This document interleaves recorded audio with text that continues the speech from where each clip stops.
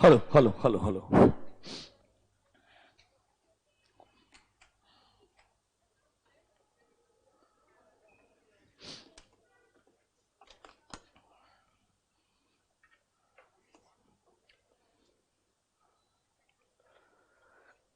Okay,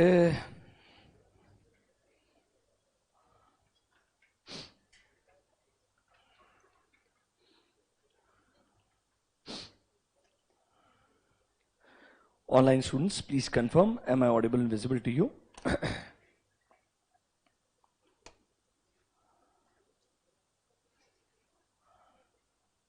Great. Hello hello hello. Atul Suresh को याद दिला देना।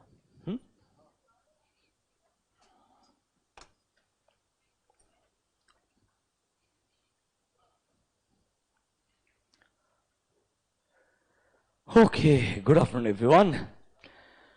Now we'll start with the next chapter, that is chapter number 2 of strategic management.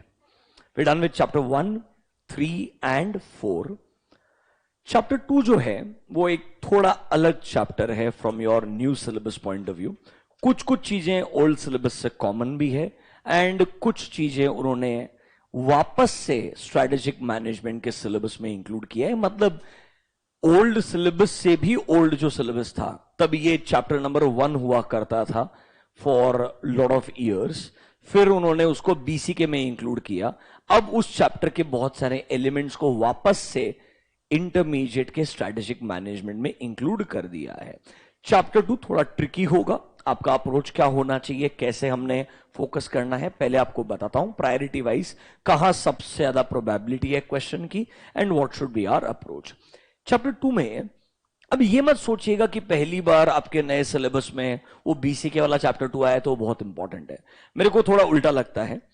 इस chapter में ऐसा मान के चलिए, ऑल्दो इन न्यू सिलेबस कुछ चीजें नई दिखेगी बट वो शायद इतनी इंपॉर्टेंट नहीं होगी क्योंकि वो ऑलरेडी आपसे फाउंडेशन में टेस्ट की जा चुकी होगी। तो जैसे मेंडलोस मैट्रिक्स चैप्टर 3 में बहुत इंपॉर्टेंट था, चैप्टर 5 के अंदर आपको मैं ऐसे परफॉर्मेंस मेजर्स के मल्टीपल तरीके बताऊंगा, वो ज्यादा इंपॉर्टेंट रहेंगे। वैसे चैप्टर नंबर 2 नहीं है। चैप्टर नंबर 2 को अज्यूम कीजिएगा इट्स अ नॉर्मल चैप्टर जहां पर नया सिलेबस ओल्ड सिलेबस का ऊपर नीचे जंबलिंग है, बट एग्जाम की प्रायोरिटी में कोई इतना फर्क नहीं पड़ता है बिकॉज इसमें से बहुत सारी चीजें फाउंडेशन में ऑलरेडी टेस्ट हो चुकी है एट अ बीसी के लेवल। लाइक पेस्टल एनालिसिस क्या है, micro and macro environmental factors क्या होते हैं, स्ट्रेटेजिक एनालिसिस क्या होता है, प्लस बहुत सारा कॉन्सेप्ट ओल्ड सिलेबस से एज इट इज ही कॉपी पेस्ट भी किया है यहां पे। तो मान के चलिए सब कुछ सेम है, या तो वो पहले फाउंडेशन में था और कुछ इंटर में था, उन दोनों को मर्जिंग करके इस बार चैप्टर नंबर 2 बना दिया है। सबसे important from exam point of view, Michael Porter का एक 5 फोर्स मॉडल है। कौन सा मॉडल है?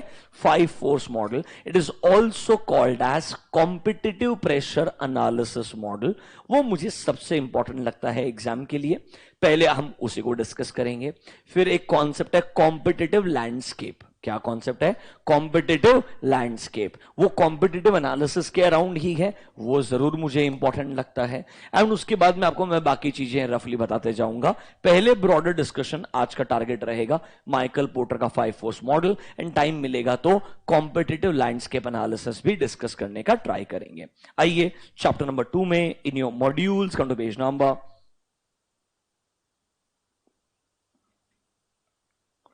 2.22. Michael Porter's 5 force model. I'll give you an overview of this entire process first. शायद आपको समझेगा।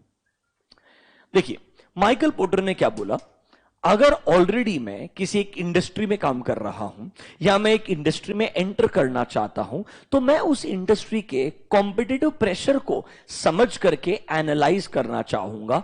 इसके लिए उन्होंने एक मॉडल बना के दिया है that is called as 5 force model, और दूसरे शब्दों में नाम है उसका कॉम्पिटिटिव प्रेशर एनालिसिस। क्या नाम हो सकता है?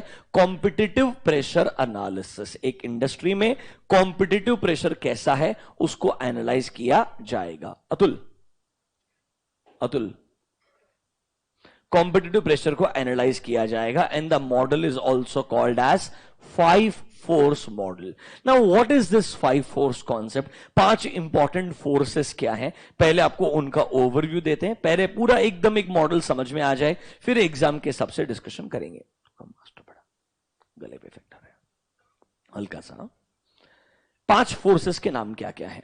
ये लोग बोलते हैं एक इंडस्ट्री में कॉम्पिटिटिव प्रेशर को समझने के लिए 5 चीजों को आइडेंटिफाई करके एनालाइज करना जरूरी होता है। सबसे पहला, राइवल सेलर्स। आज की तारीख में कौन कौन से राइवल प्लेयर्स इस इंडस्ट्री में एग्जिस्ट करते हैं, वो क्या अच्छा कर रहे हैं, क्या बुरा कर रहे हैं, वो राइवल सेलर्स को ढूंढना बहुत जरूरी है एंड उनको एनालाइज करना जरूरी है। जैसे कि हम खुद पे स्वॉट एनालिसिस लगाते हैं, वैसे राइवल सेलर्स पे क्या लगाइए, स्वॉट एनालिसिस लगाइए, नंबर 1। दूसरा फैक्टर ये लोग बोलते हैं, आप आइडेंटिफाई कीजिए क्या कोई सब्सटीट्यूट्स अवेलेबल है। क्या अवेलेबल है? सब्सटीट्यूट्स। मतलब जो प्रोडक्ट आप बना करके बेचते हो, सेम यूटिलिटी कोई और प्रोडक्ट भी ऑफर करता है क्या? Because substitutes are normally my hidden competitors. They are my hidden competitors. हो सकता है वो substitutes धीरे धीरे इतने पावरफुल हो जाए कि आज वो substitute होंगे, आपका प्रोडक्ट कोर प्रोडक्ट होगा, but may be in few years they may become the core product and your product में बिकम द सब्सटीट्यूट। इसीलिए सब्सटीट्यूट्स क्या क्या है, वो कितने पावरफुल हैं, वो ऑलरेडी कितना मार्केट शेयर खाने का कैपेबिलिटी रखते हैं, वो सब्सटीट्यूट्स को आइडेंटिफाई करके समझना जरूरी है। सबसे पहले राइवल सेलर्स को आइडेंटिफाई करके समझिए, दूसरा सब्स्टिट्यूट्स को आइडेंटिफाई करके एनालाइज कीजिए, तीसरा इस इंडस्ट्री में कितना थ्रेट है न्यू एंट्रेंट्स का। इस इंडस्ट्री में कितना थ्रेट है न्यू एंट्रेंट्स का, मतलब कितना आसानी से न्यू एंट्रेंट्स आ सकते हैं इंडस्ट्री के अंदर एंड वो लोग इंडस्ट्री को एक्सप्लॉइट कर सकते हैं। न्यू एंट्रेंट का प्रॉब्लम क्या होता है, एक न्यू एंट्रेंट के पास मार्केट शेयर 0 है, वो मार्केट शेयर कैप्चर करने के लिए जाएगा, वो बोलेगा शॉर्ट टर्म में प्रॉफिटेबिलिटी नहीं है तो फर्क नहीं पड़ता है, market share is important. Market share आने के बाद धीरे धीरे क्या आएगा, प्रॉफिटेबिलिटी भी आ जाएगा, सो दे में स्टार्ट अ price war. So new entrants कितना इजीली एंटर कर सकते हैं इस इंडस्ट्री में, ये चीज समझिए एंड उनका कितना इंपैक्ट कंपटीशन पे आ सकता है वो समझना पड़ेगा। हम क्या कर रहे हैं, एक इंडस्ट्री के कंपटीशन को एनालाइज कर रहे हैं, उसके लिए राइवल सेलर्स को ढूंढो, उन्हें एनालाइज करो, सब्स्टिट्यूट्स क्या क्या है अवेलेबल, उनका कितना इफेक्ट आ सकता है उसे एनालाइज करो, कितने आसानी से न्यू एंट्रेंट इस इंडस्ट्री में एंटर कर सकते हैं, क्या कोई बैरियर टू एंट्री है या नहीं है। अगर बैरियर टू एंट्री नहीं है तो न्यू एंट्रेंट आसानी से इंडस्ट्री में आएगा। Can they exploit the entire industry, क्या वो ऐसा होगा डिमांड सप्लाई का जो बैलेंस है वो इम्बैलेंस में हो जाएगा, डिमांड रिमेन सेम, न्यू एंट्रेंट की वजह से सप्लाई बढ़ेगा तो प्राइसिंग कम हो जाएगा, प्राइसिंग कम हो जाएगा तो मार्जिन्स खत्म हो जाएंगे इंडस्ट्री के। इसीलिए थ्रेट ऑफ न्यू एंट्रेंट को समझना बहुत जरूरी है। फिर आता है दो चीज, एक होता है बायर्स बार्गेनिंग पावर एंड एक होता है सप्लायर्स बार्गेनिंग पावर। पहले बायर्स बार्गेनिंग पावर, ये जो इंडस्ट्री का मॉडल है ये B2B मॉडल है कि B2C मॉडल है? क्या आपके बायर्स ऐसा है क्या, बहुत कम है but they buy in bulk quantity. B2B में हो सकता है आप दूसरे बिजनेसेस को प्रोडक्ट बेचते होंगे जो बहुत बड़ा क्वांटिटी में बाइंग करते होंगे, जिस वजह से उनका बार्गेनिंग पावर आप पे बहुत ज्यादा रहेगा, क्योंकि वो बहुत क्वांटिटी में डिमांड कर रहे हैं तो क्वांटिटी में डिस्काउंट भी मांग सकते हैं, प्लस आपका उन पे डिपेंडेंसी है। तो बायर का बार्गेनिंग पावर कितना है इंडस्ट्री में वो समझना पड़ेगा। अगर ये B2C मॉडल है बट कस्टमर्स का नंबर बहुत बड़ा है और आपको लगता है कॉम्पिटिटर्स भी बहुत सारे हैं, तो भी कस्टमर का बार्गेनिंग पावर अच्छा हो सकता है, तो बायर का बार्गेनिंग पावर समझना चाहिए। फिर आता है सप्लायर्स बार्गेनिंग पावर। अब ये बनाया है मैन्युफैक्चरिंग कंपनी के हिसाब से, पूरा मॉडल कैसे बनाया है, manufacturing. I am a manufacturer, let's say मैं रॉ मटेरियल के लिए किसी न किसी सप्लायर पे डिपेंडेंट हूं, रॉ मटेरियल के लिए किसी ना किसी सप्लायर पे डिपेंडेंट हूं। ये सप्लायर जो रॉ मटेरियल प्रोवाइड करता है क्या वो बहुत ही नीश क्वालिटी है, स्पेसिफिक क्वालिटी है, मतलब ये सेम रॉ मटेरियल कहीं और नहीं मिलेगा, तो कहना इसे सप्लायर का बार्गेनिंग पावर मेरे पे बढ़ जाएगा। या जो क्वांटिटी ये सप्लायर प्रोवाइड करता है सेम क्वांटिटी शायद कोई और प्रोवाइड नहीं कर सकता है, ideal in really bulk quantity ऐसा सप्लायर एक या दो ही है, तो उसका बार्गेनिंग पावर मेरे पे क्या होगा, बहुत ज्यादा होगा। मतलब सप्लायर को इजीली रिप्लेस किया जा सकता है या नहीं किया जा सकता है, उस पे सप्लायर का बार्गेनिंग पावर डिपेंडेंट हो जाएगा। माइकल पोर्टर को लगता है ये पांचों फोर्सेस एक इंडस्ट्री के पूरे कॉम्पिटिटिव प्रेशर को इंपैक्ट करते हैं, इसीलिए पांचों फोर्सेस को इंडिविजुअली एनालाइज करके समझिए, फिर उनका कलेक्टिव इफेक्ट देखिए। पहले इंडिविजुअली आइडेंटिफाई करके एनालाइज कीजिए, फिर इनका कलेक्टिव इफेक्ट देखिए। क्या इनका कलेक्टिव इफेक्ट इतना ज्यादा आ सकता है कि मेरे को लगेगा बहुत एक्सट्रीम कंपटीशन है इंडस्ट्री में, यहां प्रॉफिटेबिलिटी मार्जिन्स बहुत लो हो गए हैं because of strong rivalry in the industry. तो मतलब ये पूरा एनालिसिस के बाद में डिसीजन क्या लेना है, कंपटीशन कैसा है। कंपटीशन बहुत कट थ्रोट है, हेल्दी कंपटीशन है, बहुत अच्छा है, बहुत बुरा है, इससे मैं डिसीजन लूंगा, should I continue with the industry, should I put more money in the industry, should I exit the industry. ये डिसीजन के लिए माइकल पोर्टर ने मॉडल दिया है, that is called as 5 force model. पहले पता होना चाहिए इस मॉडल का दूसरा नाम क्या है, competitive pressure analysis model.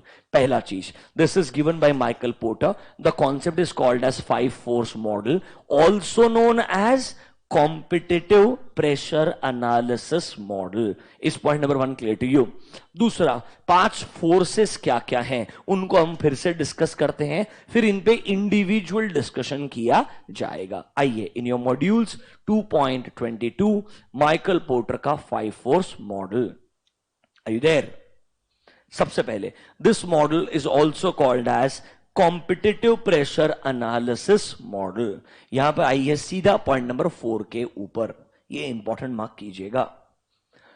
Sir, this model holds that the state of competition in an industry is a composite of competitive pressure operating in 5 areas. मतलब एक इंडस्ट्री में कॉम्पिटिटिव एनवायरमेंट कैसा है, इसका इंपैक्ट ना इन पांचों के कंबाइंड इफेक्ट से आता है। मतलब ये पांचों factor as a combination industry के पूरे कॉम्पिटिटिव प्रेशर को इंपैक्ट करते हैं। सर, इस इंडस्ट्री में कॉम्पिटिशन अच्छा है कि बुरा है? 5 तरीकों से पता चलेगा। नंबर 1, राइवलरी कैसा है। नंबर 2, सब्स्टिट्यूट्स अवेलेबल है कि नहीं है। थ्रेट ऑफ न्यू एंट्रेंट कैसा है। बायर का बार्गेनिंग पावर क्या है। सप्लाई, मतलब ये सब के सब कलेक्टिवली मिलके किसको इंपैक्ट करते हैं, एक इंडस्ट्री के कॉम्पिटिटिव प्रेशर को। पढ़िए, दिस मॉडल होल्ड्स दैट, ये मॉडल क्या बोलता है, state of competition in an industry is a, mark the word, composite. मतलब इट्स अ कॉम्बिनेशन, ये सब का कंबाइंड इफेक्ट एक इंडस्ट्री में कितना कंपटीशन है, कैसा कंपटीशन है, उससे इफेक्ट करेगा। कॉम्पोजिट ऑफ कॉम्पिटिटिव प्रेशर जो एसोसिएटेड है किसके अंदर, 5 एरियाज के अंदर। क्या क्या 5 एरियाज है, ABCDE में। पहले कीवर्ड्स को ढूंढिए। पहले वाले में है rival sellers in the industry. ए में कीवर्ड मार्क कीजिए, rival sellers in the industry. दूसरे में मार्क कीजिएगा, threat of new entrants, threat of new entrants. Third में मार्क कीजिएगा, सब्स्टिट्यूट प्रोडक्ट्स। फोर्थ में मार्क कीजिएगा, supplier bargaining power. And fifth में मार्क कीजिएगा, buyers bargaining power. These are the 5 forces जो कलेक्टिवली एक इंडस्ट्री के कॉम्पिटिटिव प्रेशर को, एनवायरमेंट को इंपैक्ट करेंगे। देखिए, सारे सेंटेंसेस का स्टार्टिंग पॉइंट क्या है, हर फैक्टर से कोई ना कोई कॉम्पिटिटिव प्रेशर आएगा। मतलब पहला चीज, competitive pressure associated with what sir, rival sellers. मतलब आज इस इंडस्ट्री में जितने भी राइवल प्लेयर्स हैं, वो लोग क्या कर रहे हैं जिससे उन्हें मार्केट शेयर ज्यादा मिले, जिससे उनका मार्केट में प्रेजेंस बना रहे। Whatever strategies your rival sellers are taking, उससे पता चलता है इस इंडस्ट्री में प्राइस वॉर चल रहा है या इस इंडस्ट्री में काफी शांति है। फॉर एग्जाम्पल, आपने पेंट कंपनी जो है, उनके एडवर्टाइजमेंट देखा कि सबसे सस्ता पेंट ही है। आप नोटिस करेंगे वो एडवर्टाइजमेंट में कभी ऐसा बात ही नहीं करेगा प्राइसिंग के बारे में, because that entire industry is stable. They believe as a country अभी डेवलपमेंट बहुत बाकी है, इस पर्टिकुलर इंडस्ट्री के अंदर एक significant growth in demand maintain रहेगा, नंबर ऑफ प्लेयर्स लिमिटेड है, तो हम लोग यहां पर क्वालिटी, फीचर्स, वो बेचने का ट्राई करेंगे, ना कि एनीथिंग एल्स। सो सर्टेन इंडस्ट्रीज के अंदर आप जब भी कोई एडवर्टाइजमेंट देखते हैं, उससे आपको थोड़ा समझ में आता है वो आपको क्या बेचने का ट्राई कर रहा है। मतलब उस इंडस्ट्री में थोड़ा बहुत प्राइस वॉर है या प्राइस वॉर बिल्कुल नहीं है, ये समझने के लिए उस इंडस्ट्री के सारे प्लेयर्स के एडवर्टाइजमेंट को देखिए। उनके एडवर्टाइजमेंट से समझ में आ जाएगा, are they focusing on the pricing और are they all focusing on the quality. If they all are focusing on the quality, we will say यहां प्राइस वॉर इस इंडस्ट्री में आज की तारीख में एग्जिस्ट नहीं करता है। There is a good amount of healthy competition in the industry. इस पॉइंट नंबर एक लेट यू देखिए, ढंग से पढ़िएगा। Competitive pressure associated with market manoeuvring, manoeuvring मतलब आप कैसे चीजों को हैंडल करते हैं, एंड जॉकिंग फॉर मतलब आप क्या एफर्ट लगाते हैं, किसके लिए। अल्टीमेटली हर राइवल सेलर क्या चाहेगा, बायर्स पैट्रोनेज मतलब बायर का लॉयल्टी। वो चाहता है बायर उनका प्रोडक्ट खरीदे, उसके लिए उसे बिजनेस को जैसे भी मैन्यूवर करना पड़ रहा है, मतलब हैंडल करना पड़ रहा है। बिजनेस में जो भी जॉकिंग मतलब स्ट्रेटेजिकली स्टेप्स लेने पड़ रहे हैं, अल्टीमेटली ये सब चीजें किसके लिए की जा रही है, बायर्स पैट्रोनेज के लिए, मतलब बायर के लॉयल्टी के लिए। मतलब सिंपल है, आज इंडस्ट्री में राइवल सेलर्स कैसे बिजनेस कर रहे हैं, to get attention of customers. That represents the competitive pressure from rival sellers. मतलब इंडिविजुअली राइवल सेलर्स का स्ट्रेटेजी क्या है, ये समझिए। इस पॉइंट नंबर एक लेट यू। लैंग्वेज बहुत खतरनाक है, याद करने से पहले समझने का ट्राई करना, वरना याद नहीं हो सकता है। शॉर्टकट लगाने का, competitive pressure associated with rival sellers. Competitive pressure associate, you right, and from exam point of view also it is right, but remember वो सेंटेंस पूरा समझने के लिए आपको हर सेंटेंस का लॉजिक समझना पड़ेगा, वरना तो याद कर लो 5 फोर्सेस का नाम और आगे का सेंटेंस ऐड करना है, कॉम्पिटिटिव प्रेशर एसोसिएटेड विथ, और सेंटेंस लिख देना, कोई दिक्कत नहीं होगा, your answer will be right. Is this clear to you? Number 2 पढ़िए, competitive pressure associated with, can you see a word, threat of new entrants. मतलब इस इंडस्ट्री में कितना आसानी से न्यू एंट्रेंट आ सकता है, इसके लिए पढ़ना पड़ेगा, can there be barriers to entry, can there be barriers to entry. इस पॉइंट नंबर बी को मार्क कीजिएगा, इंपॉर्टेंट, इधर स्पेसिफिक क्वेश्चन आ सकता है, पढ़ाएंगे आपको। Threat of new entrants is more important for specific question, पढ़ाएंगे आपको। पॉइंट नंबर ए भी इंपॉर्टेंट है for specific question, rival sellers, वो भी पढ़ाएंगे आपको। A and B are very very important. C D E time pass के लिए है। सी देखिए, competitive pressure coming from the attempts of companies in other industries to win over the buyers over their own substitute. मतलब सुनिए ना, आप जो product बना रहे हैं, आपके प्रोडक्ट का कोई सब्सिट्यूट है, वो सब्सिट्यूट ऑब्वियसली दूसरे इंडस्ट्री में एग्जिस्ट करेगा। वो इंडस्ट्री के प्लेयर आपके इंडस्ट्री का मार्केट कैप्चर करने का ट्राई कर रहे हैं, वो इंडस्ट्री के प्लेयर आपके इंडस्ट्री का मार्केट कैप्चर करने का ट्राई कर रहे हैं। इट्स सिंपल यार, मार्बल इंडस्ट्री अलग है, टाइल का इंडस्ट्री अलग है, तो टाइल वाला मार्बल का कस्टमर कैप्चर करने का ट्राई करेगा। Are you understanding this? For example, would का आपका इंडस्ट्री अलग है, बट आपको लगता है कि वुड के जगह भी मार्बल स्लैब यूज हो सकते हैं, या मार्बल स्लैब की जगह वुड नीचे लग सकता है विनियर के फॉर्म में। मतलब एक दूसरे का मार्केट शेयर कैप्चर करने का ट्राई किया जाएगा। They are substitutes up to some extent. तो सब्सटीट्यूट्स कितने पावरफुल है, क्या वो आपके कस्टमर्स को बहुत इजीली मार्केट शेयर गेन कर सकते हैं या नहीं कर सकते, ये आपको एनालाइज करना पड़ेगा। पॉइंट नंबर 3 सिंपल है, सबसे पहले राइवल सेलर्स कितना स्ट्रॉन्ग राइवलरी में है इंडस्ट्री में। दूसरा चीज, कितना आसानी से न्यू एंट्रेंट आ सकता है। तीसरा, सब्स्टिट्यूट है क्या, अगर हां तो क्या वो पावरफुल है कि आपको सब्स्टिट्यूट बना सकते हैं। Is point number A B C clear to you.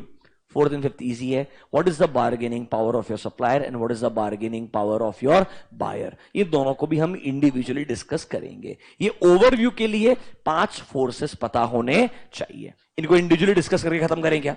चलिए, सबसे पहले आइए 2 चीजों को मार्क करवाता हूं जो एग्जाम के लिए बहुत इंपॉर्टेंट है। 2.23 थ्रेट ऑफ न्यू एंट्रेंट्स में मार्क कीजिएगा पॉइंट नंबर 5 and 6, लिख दीजिए SQ. 2.23 threat of new entrants, 5 and 6 को मार्क कर दीजिएगा, लिख दीजिएगा स्पेसिफिक क्वेश्चन, पढ़ाएंगे आपको।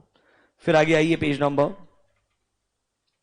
2.26 nature of rivalry, point number 5 को मार्क कीजिएगा इंपॉर्टेंट, बाजू में लिख दीजिएगा एसक्यू। ये 2 सबसे कॉमनली आस्क्ड स्पेसिफिक क्वेश्चंस हैं माइकल पोर्टर के 5 फोर्स मॉडल में। पहले इनको ही डिस्कस करते हैं, फिर बचे हुए 3 अलग अलग आपके फोर्सेस को डिस्कस करेंगे। आइए, पहला वाला क्या बोलता है, what is the first force, heading क्या बोलो, threat of new entrants. In your modules come to page number 2.23। एक एक इंडिविजुअल फोर्स को अब डिस्कस करने जाएंगे। सबसे पहले न्यू एंट्रेंट से एक इंडस्ट्री को डर क्यों लगता है? इंडस्ट्री को लगता है 5 एग्जिस्टिंग प्लेयर है, नए प्लेयर अगर बहुत आसानी से आएंगे वो मार्केट शेयर गेन करने के लिए आएंगे। आज 5 का मिला के मार्केट शेयर 100% है, नए 2 प्लेयर आएंगे मतलब किसी न किसी का मार्केट शेयर तो कम होगा, तब जाके बचे हुए जो नए 2 प्लेयर है वो मार्केट शेयर गेन करेंगे। And to gain the market share they will start the price war, they will start the price war. इसीलिए ये 5 प्लेयर जो एग्जिस्टिंग प्लेयर है वो क्या चाहेंगे, there should be a barrier to entry, there should be a barrier to entry, कि नया player आसानी से एंट्री ना कर पाए, कि नया प्लेयर आसानी से। तो sir what can be barriers to entry? ये एग्जांपल्स आपसे 5 मार्क के लिए सेपरेट क्वेश्चन के फॉर्म में आ सकता है। 2 लाइन को पढ़िएगा मेरे साथ में, page number 2.23, read point number 1। New entrants can reduce industry का प्रॉफिटेबिलिटी, क्योंकि ऑब्वियसली वो नया प्रोडक्शन कैपेसिटी को ऐड करेंगे, ओवरऑल प्रोडक्ट का सप्लाई इंक्रीज करेंगे, एंड ऑब्वियसली धीरे धीरे शायद वो क्या कर देंगे, एग्जिस्टिंग जो सेटल्ड लोग रहेंगे उनके मार्केट शेयर के पोजीशन को खराब करना शुरू कर देंगे। The bigger the new एंट्रेंट more severe will be the competitive effect. Can I से सीधा सीधा बात है, नए एंट्रेंट की वजह से प्राइस वॉर शुरू हो सकता है, नया सप्लाई ऐड होगा तो ओवरऑल उस इंडस्ट्री का मार्जिन खराब हो जाएगा। इसीलिए हर सेटल्ड प्लेयर को डर होता है न्यू एंट्रेंट नहीं आना चाहिए। तो can I say new entrants can be a threat to my overall industries profitability. अब देखिए पॉइंट नंबर 5 क्या बोलता है, to discourage new entrants existing firms क्या लगा सकती है, कुछ बैरियर्स लगा सकती है। बैरियर मतलब रिस्ट्रिक्शन, कि न्यू एंट्री के लिए बैरियर लगा दिया मतलब नया एंट्रेंट इंडस्ट्री में एंटर ही नहीं कर पाएगा। बैरियर्स टू एंट्री के एग्जांपल्स क्या क्या हो सकते हैं, ये एग्जांपल्स इंडिविजुअली सुनिएगा, बहुत लॉजिकल है, सुनेंगे समझेंगे आराम से एक सेंटेंस लिख पाएंगे, कोई दिक्कत नहीं आएगा। सब सिंपल चीज, न्यू एंट्रेंट से डर क्या है, नया एंट्रेंट आएगा, नया सप्लाई को ऐड करेगा, if demand remain same price will come down, and sir they may start a price war, जिससे पूरा इंडस्ट्री का प्रॉफिटेबिलिटी क्या हो जाएगा, खराब हो जाएगा। तो एग्जिस्टिंग प्लेयर क्या चाहते हैं, बैरियर लगाना, कि नए एंट्रेंट आने ही नहीं चाहिए। ये बैरियर्स क्या क्या हो सकते हैं उसके एग्जांपल्स दिए हैं पॉइंट नंबर 6 में। एग्जाम में क्वेश्चन पूछेगा, एक इंडस्ट्री में आप ऑलरेडी एक वेल स्टैब्लिश सेटल्ड प्लेयर हो, न्यू एंट्रेंट्स ना आ पाए, इसके लिए आप क्या बैरियर लगा सकते हो, वो एग्जाम में बैरियर्स ही पूछेगा, आपको लिस्ट डाउन करना पड़ेगा बैरियर्स क्या क्या होते हैं। पहला बैरियर देखिए, कैपिटल रिक्वायरमेंट।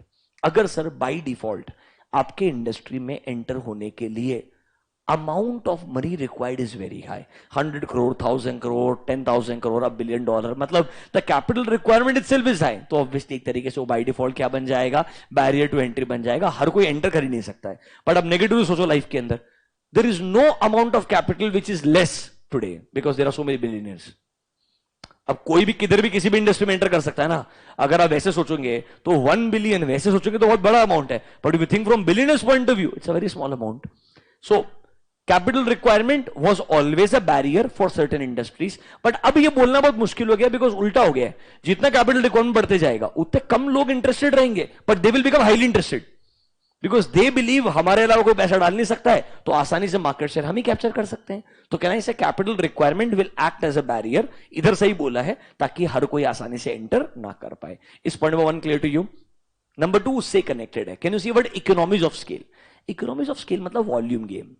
अब यार इकोनॉमीज ऑफ स्केल कब काम करता है, जब आप बड़े वॉल्यूम पे काम करते हो। तो आपको अगर पता है एक इंडस्ट्री में आज एयरटेल जियो ऑलरेडी वॉल्यूम पे काम कर रहा है, इकोनॉमीज ऑफ स्केल मतलब उनका cost to provide a service per customer बहुत कम पे आ गया है। एक नया प्लेयर एंटर करेगा, डे 1 पे इकोनॉमीज ऑफ स्केल अचीव नहीं कर सकता है, क्योंकि डे 1 पे उसका मार्केट शेयर ही नहीं रहेगा। तो कहना इसे, अगर एग्जिस्टिंग फर्म्स ऑलरेडी काम करती है इकोनॉमीज ऑफ स्केल पे, नए प्लेयर के लिए एंटर करना and economies of scale achieve करना is very tough. It's like US का AT&T को लगता है मैं इंडिया में आता हूं, बट उसको मार्केट शेयर कैप्चर करके 500 रुपए या 300 रुपए में सर्विस प्रोवाइड करना, जो आज जियो एयरटेल कर रहा है, बहुत चैलेंजिंग है डे 1 पे। They are used to of charging $100 there.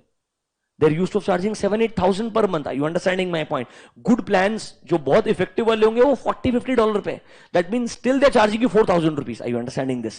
वो same चीज को 500 में provide करना at the same scale in a country is very challenging. वो तब possible होगा जब volume आएगा. And can I say volume day one पे नहीं आएगा? Because you are a new player. Are you understanding this? Capital requirement can be a barrier. Economies of scale अगर already existing players के पास में है तो वो क्या बन सकता है?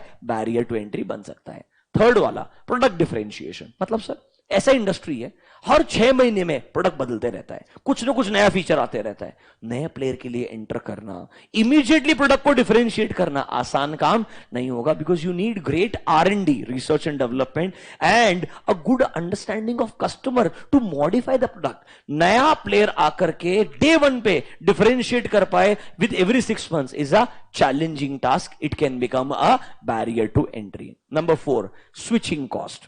ये हर इंडस्ट्री में नहीं हो सकता है. फॉर एग्जाम्पल इस इंडस्ट्री में ऑलरेडी लॉयल कस्टमर्स है, 3 players एंड सबके कस्टमर्स लॉयल है. और सर सबका टेक्नोलॉजी अलग अलग है. तो जब एक कस्टमर दूसरे प्लेयर के पास जाएगा तो उसे टेक्नोलॉजी बदलना पड़ता है, अपना पूरा इंफ्रास्ट्रक्चर चेंज करना पड़ता है, जिस वजह से साइकोलॉजिकल एंड फिजिकल कॉस्ट आ जाता है. स्विचिंग कॉस्ट मतलब switching from Android to Apple. There is a lot of psychological cost. You're not used to of a platform. You're not used to of a user interface. इस वजह से कभी कभी customer शायद आसानी से स्विच करना नहीं चाहेगा. वो साइकोलॉजिकल कॉस्ट भी हो सकता है और एक्चुअल फाइनेंशियल कॉस्ट भी हो सकता है. Next, brand identity. अगर स्ट्रॉन्ग ब्रांड लॉयल्टी एग्जिस्ट करता है वो अपने आप एक बैरियर बन जाएगा. मतलब सर सिंपल है, अगर किसी कंट्री में ऑलरेडी कोई ब्रांड्स बहुत फेमस रहेंगे जिनके कोर कस्टमर से लॉयल कस्टमर बेस है, नए प्लेयर के लिए एंटर करके उन्हें खत्म करना बहुत चैलेंजिंग होगा. तो ये क्या बन जाएगा? बैरियर टू न्यू एंट्रेंट बन जाएगा. Next, access to distribution channel. Sir FMCG products जो लोग कंज्यूम करते हैं ना वो आज भी रिटेलर से खरीदते हैं, होलसेलर से खरीदते हैं. वो डिस्ट्रीब्यूशन चैनल ना 4-5 प्लेयर के पास ही है. नए प्लेयर को अगर डिस्ट्रीब्यूशन चैनल का एक्सेस नहीं मिलेगा, प्रोडक्ट बना तो लेगा, कस्टमर तक कैसे पहुंचाएगा? अगर प्रोडक्ट कस्टमर तक पहुंचेगा ही नहीं तो सेलिंग क्या हो जाएगा? बहुत मुश्किल हो जाएगा. तो कहना इससे हमें डर रहेगा. पतंजलि स्ट्रगल दिस कि यार मैं नया प्रोडक्ट बना तो दूंगा पर डिस्ट्रीब्यूशन चैनल का एक्सेस नहीं है, होलसेलर रिटेलर प्रोडक्ट नहीं बेचेंगे तो लोअर लेवल तक प्रोडक्ट पहुंचेगा कैसे? I agree, social media helps you today to reach to the customers, but still आज भी बाइंग सोशल मीडिया के थ्रू नहीं होता है. People buying products and services over social media is very less. People getting influenced for the product and service through social media is high. एक होता है influence, एक होता है प्रोडक्ट का बाइंग. अब अगर मैं इन्फ्लुएंस हूं कि मेरे को एक आयरन बॉक्स खरीदना चाहिए पर मेरे घर के पास मिलता ही नहीं, खरीदूंगा कैसे? Are you understanding? आप कन्विंस कर सकते हो you should buy this, but if it is not easily available to me, how will I buy it? So if I cannot get that distribution channel, it can still become a barrier to new entry. Last one, possibility of aggressive retaliation by existing player. मतलब इस industry में 1-2 बड़े player exist करते हैं. आपको डर क्या है? नया एंट्रेंट आएगा, प्राइस वॉर शुरू करेगा, एग्जिस्टिंग प्लेयर जो है वो रिटेलिएट करेगा, मतलब रिएक्ट करेगा, और वो अग्रेसिवली रिएक्ट करेगा, इतना अग्रेसिव कि न्यू एंट्रेंट सर्वाइव ही नहीं कर पाएगा. न्यू एंट्रेंट क्या नहीं कर पाएगा? और ये एग्जिस्टिंग प्लेयर रिटेलिएट क्यों कर सकता है? क्योंकि उसने पैसा कमाया हुआ ऑलरेडी, उसका बैलेंस शीट में ऑलरेडी पैसा रहेगा, तो शायद वो रिएक्ट अपने हिसाब से चाहे जैसे कर सकता है. तो शायद उस केस में न्यू एंट्रेंट को एक डर रहेगा कि एग्जिस्टिंग प्लेयर ऑलरेडी बहुत स्ट्रांग है, इफ आई एंटर वो रेस्पॉन्ड अगर करेगा तो शायद मेरे लिए मार्केट कैप्चर करना क्या होगा? बहुत मुश्किल हो जाएगा. Do you understand barrier to entry? 2 minute spend कीजिए, जो बोलता हूं वो पॉइंट्स को रीड कीजिएगा. पॉइंट नंबर 1 पढ़िए, नंबर 5 पढ़िए, एंड 6 में जो लिस्ट दी है वो देखिए. आपको चाहिए तो 1-2 सैंपल के लिए डिस्कस भी कर लूंगा, बट जो मैंने एक्सप्लेनेशन दिया वैसा ही कंटेंट लिखा हुआ है. रीड करेंगे तो एक लॉजिकल सेंटेंस आप लिख पाएंगे. बट अभी के लिए 1, 5 एंड 6 इतना पढ़िए.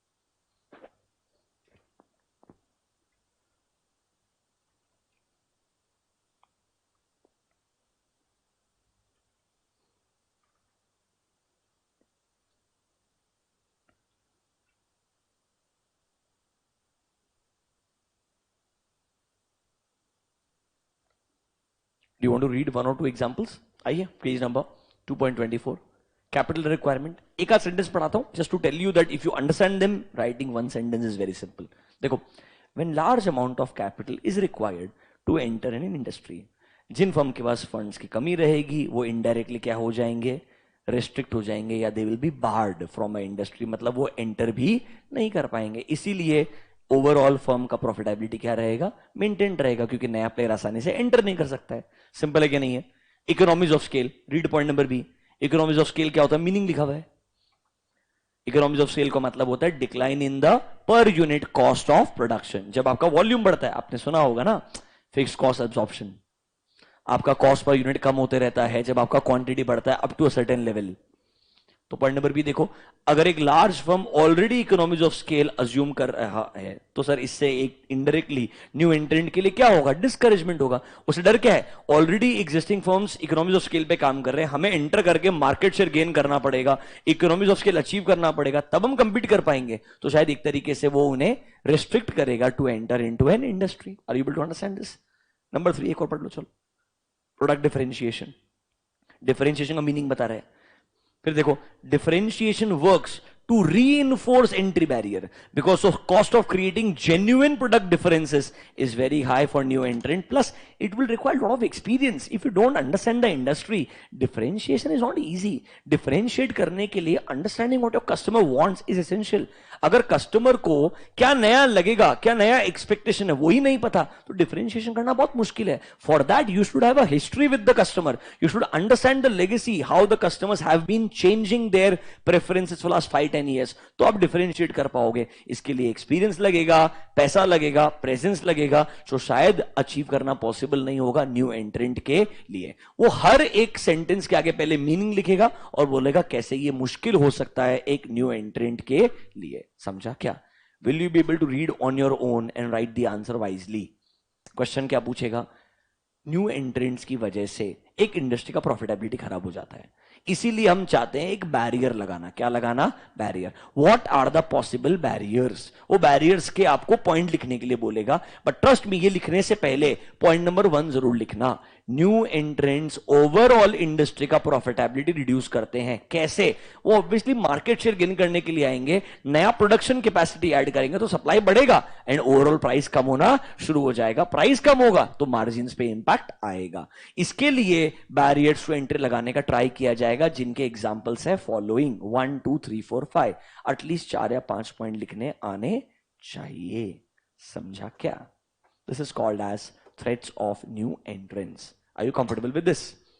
सेकेंड पार्ट पे आइए, जो एग्जाम के लिए इंपॉर्टेंट है।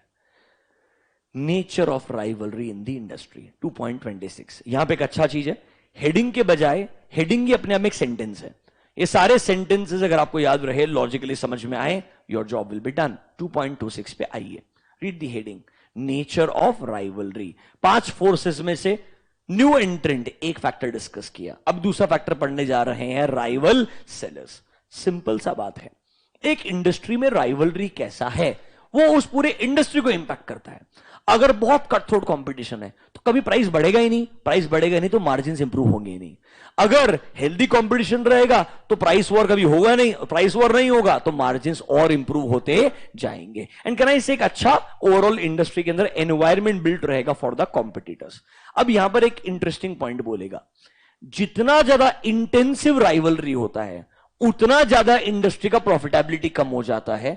तो ऐसे कौन से सिनेरियोज हैं जब आपको लगता है इंडस्ट्री का प्रॉफिटेबिलिटी खराब हो जाएगा एंड इंटेंसिटी ऑफ राइवलरी क्या हो जाएगा, बढ़ जाएगा? क्योंकि ये आपके लिए फ्लैग है। अगर ऐसा हो रहा है ना तो उस इंडस्ट्री में रह के फायदा नहीं है, क्योंकि उस इंडस्ट्री में पैसा कमाना सबके लिए क्या होने वाला है, मुश्किल होने वाला है। पढ़िए एक दो सेंटेंसेस मेरे साथ में, रीड पॉइंट नंबर 1।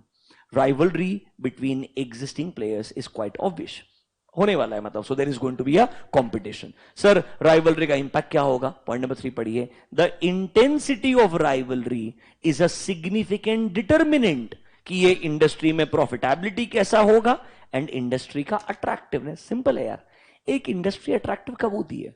जब ग्रोथ दिखता है और पैसा दिखता है। आपको पैसा भी दिख रहा है, मार्जिन भी दिख रहा है और ग्रोथ भी दिख रहा है, तो आपको इंडस्ट्री अच्छा ही लगेगा ना यार। अगर आपको ग्रोथ नहीं दिखता है पर शॉर्ट टर्म में पैसा दिखता है तो शायद उतना अट्रैक्टिव नहीं लगेगा। ग्रोथ दिखता है बट प्रॉफिटेबिलिटी दिखता ही नहीं है, तब भी आपके लिए इंटरेस्टिंग नहीं होगा। Both are equally important. I should see good growth potential, I should see good profitability. तो वो इंडस्ट्री मेरे लिए क्या कहलाएगी? अट्रैक्टिव इंडस्ट्री कहलाएगी। वो किससे इंपैक्टेड होती है? इंटेंसिटी ऑफ राइवलरी से। किससे इंपैक्टेड होती है? Intensity of rivalry. Read 1 and 3, read 1 and 3। Meaning समझा क्या?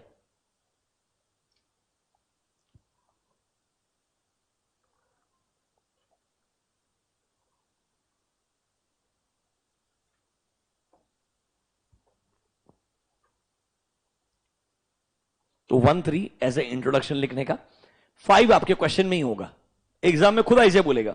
The more intensive the rivalry, less attractive is the industry.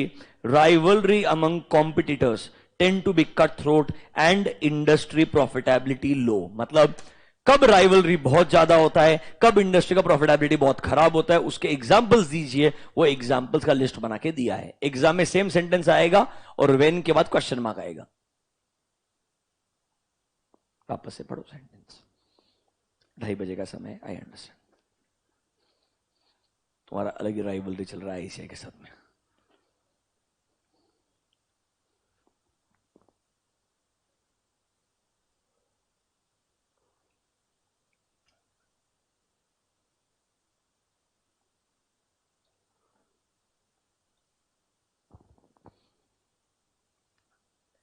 SM का लैंग्वेज पढ़ के लॉजिकल तो लगता है कि नहीं लगता है? The best part and the bad part both. The best part is you understand this is sensible, bad how do I write it? So that's why see, देखो आपको सिंपल बात बोलता हूं, जो बात होता है ना कॉन्सेप्ट याद रखने का, मेरे को ऐसा लगता है आप कितनी भी शॉर्टकट लगा लो, कितने भी तरीके लगा लो, अगर समझा नहीं है ना तो याद नहीं रह सकता है। कि तुम रात को सोएगा ना, सुबह तक भूल जाएगा पक्का। द ओनली प्रोबेबिलिटी इज कि तूने 4 घंटे में इतना मस्त याद किया और इमीडिएटली एग्जाम में लिखने गए तो शायद तेरे को याद रह जाए। Otherwise, at least this is what my experience is. I may be wrong. I'm just one human being and I'm just talking on the basis of my experience. If your understanding is not there, remembering is definitely impossible. If your understanding is there and if you put in decent amount of effort, you can remember. And you don't have to remember everything, trust me. You should be smart enough to know what to remember. मैं आपको आप notice कर रहे हो क्या? मैं सारा point तो पढ़ाता ही नहीं हूं। आई एम जस्ट टेलिंग यू ये पॉइंट देखना है क्योंकि मुझे पता है उतना ही लिखना है तो उतना ही याद करना है। अगली बार मतलब जब पढ़ रहे हो सब पढ़ना ही नहीं है। फर्स्ट रीडिंग के लिए सब इंपॉर्टेंट होता है, आई understand that.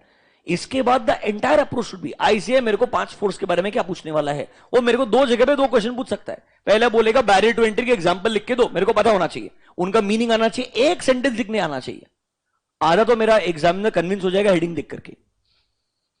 Are you understanding that? It's a game, you are trying to convince that person that please I deserve, तू मेरे को मार्क्स दे, मेरे को आगे जाने दे। You know, it's your answer communicating to the examiner. Do you get my point? So you should know what will convince the examiner. And आपके दिमाग को एक बात बोलो, ये अगर बोलोगे ना बार बार कि मैं कैसे याद करूंगा, तो कभी याद ही नहीं होगा। तुम अपने दिमाग को बोलो मेरे को पता है कि मेरे को इतना ही पढ़ना है। And if I can read that multiple times, your brain will eventually capture it. And also play with your brain about probability. Not everything will get asked in every exam. Will they ask you all questions? Michael porter पे question ही नहीं आया तो हो सकता है ना, it's possible. तो तू क्यों स्ट्रेस ले रहा है? मतलब it's also like if you think नहीं मैंने जो जो छोड़ा वो सब आएगा, इतना बुरा नहीं एक्सपेक्ट करके जाना चाहिए। It can happen, see I understand that. अभी देखो उसमें भी गलत मत समझना, I don't want to say this, but अगर चलो वैसा भी होता है, ऐसे नहीं बोला क्या कि आपको एक ही बार में खत्म करना चाहिए? क्या आपने अटेम्प्ट पे रिस्ट्रिक्शन लगाया है क्या? I don't want to go there, मैं नहीं बोलना चाहता, बट सोचिए ना वापस से। If you want to look at the positive side but you don't want to, there it's your choice. I don't want to go there, I don't want you to think like this, but I am just trying to say there is if and but and the probability in every scenario. And आप जितना ज्यादा time याद करने में invest करेंगे उसके बजाय मैं बोलूंगा पहले समझने में इन्वेस्ट कर लो, फिर पता कर लो कि मेरे को इधर यही चीज पढ़ना है, फिर उस पर टाइम इन्वेस्ट करो, तो उसका आउटकम बढ़िया आएगा। Otherwise your brain has a capability to remember few things but you are just trying to tell your brain to remember everything and उस एवरीथिंग में मैं 70-80% चीजें रेलेवेंट ही नहीं है, तो अनफॉर्चुनेटली वो जो ब्रेन कैप्चर कर पा रहा है और जो ऐसे का एक्सपेक्टेशन है वहां गैप आ रहा है। बस आप थोड़ा उसे कम करने का ट्राई करो। आई अंडरस्टैंड 2:30 बजे के टाइम पे ऐसी लॉजिकल बातें नहीं करनी चाहिए सर। चुपचाप 5 पॉइंट बताओ हमको आगे। चलो पॉइंट नंबर 5 पे आ जाओ। सर एक इंडस्ट्री में राइवलरी बहुत स्ट्रांग होगा एंड इंडस्ट्री प्रॉफिटेबिलिटी कम होगा। जनरली ऐसा कब होगा? जब एक इंडस्ट्री में कोई एक लीडर विजिबली नहीं है। If there is no one leader in the industry, everyone would want to be a leader, and if everyone would want to be a leader, they will have a price war constantly going on. Can I say when there is a leader there will be little bit of control because of the leader? तो indirectly एक leader होना industry में अच्छा होता है, industry control में रहता है। अगर इंडस्ट्री में कोई लीडर नहीं है तो 100% there will be a extreme competition in the industry. Read number A, industry has no clear leader, therefore there is a continuous war for cost leadership. नहीं बोला है, वॉर फॉर लीडरशिप, मतलब market share gain करने के लिए war चलते रहेगा, मतलब प्राइस वॉर चलते रहेगा। भले ही आपका कॉस्ट 100 रुपए है, आप फिर भी 90 में बेचते जाओगे बिकॉज आपको लगता है मार्केट शेयर कैप्चर करना इंपॉर्टेंट है। Once you capture the market share, यार सेम चीज ना। कभी सोचा आपने why Ola Uber were burning money in India? They were trying to provide you a service below the auto वाला भैया's कॉस्ट। बराबर है कि नहीं? Why were they burning money? Purely for market share. Why Zomato was delivering you free of cost? It is, they will definitely have a cost. वो तुमको free of cost delivery दे रहे हैं, बराबर है कि नहीं है? उनके लिए तो पॉकेट से कुछ ना कुछ कॉस्ट जा ही रहा होगा। Not today, I am talking about पहले। अब तो उनके कमीशन चार्जेस ऐड हो गए, पहले तो नहीं थे। Can I say they were all trying to capture the market share. उन्हें सिंपल गेम लग रहा था, अगर मार्केट शेयर गेन कर लिया, लोगों का हैबिट बिल्ड कर दिया और उनको एक बार आदत बन गया, they are habitual of a process, people will not leave the process. फिर लोग उस प्रोसेस को यूज करते जाएंगे एंड हम कंसिस्टेंटली इन लोगों से पैसा कमाते जाएंगे। It's a volume game, it's a volume game. For that you need volume, for that you need to be the leader, you should have the market share. Is point number A clear to you. Number B, sir एक industry में सबसे बुरा problem होता है अगर बहुत सारे competitors हैं। न्यूमरस मतलब ह्यूज नंबर ऑफ कॉम्पिटिटर्स, ये वो इंडस्ट्री के लिए बहुत नेगेटिव है। अगर बहुत ज्यादा कॉम्पिटिटर्स हैं एक इंडस्ट्री में तो उसका मतलब है उस इंडस्ट्री में कंसोलिडेशन होना चाहिए। क्या होना चाहिए? मतलब कुछ ने दूसरे को खरीदना चाहिए, खत्म करना चाहिए, 10 प्लेयर से 4-5 प्लेयर पे आना चाहिए। जब तक वो 4-5 प्लेयर पे नहीं आएगा, इंडस्ट्री अट्रैक्टिव नहीं बनेगा, प्रॉफिटेबल नहीं बनेगा, हर कोई लड़ाई करते रहेगा। Is A and B similar to each other, logical लगता है।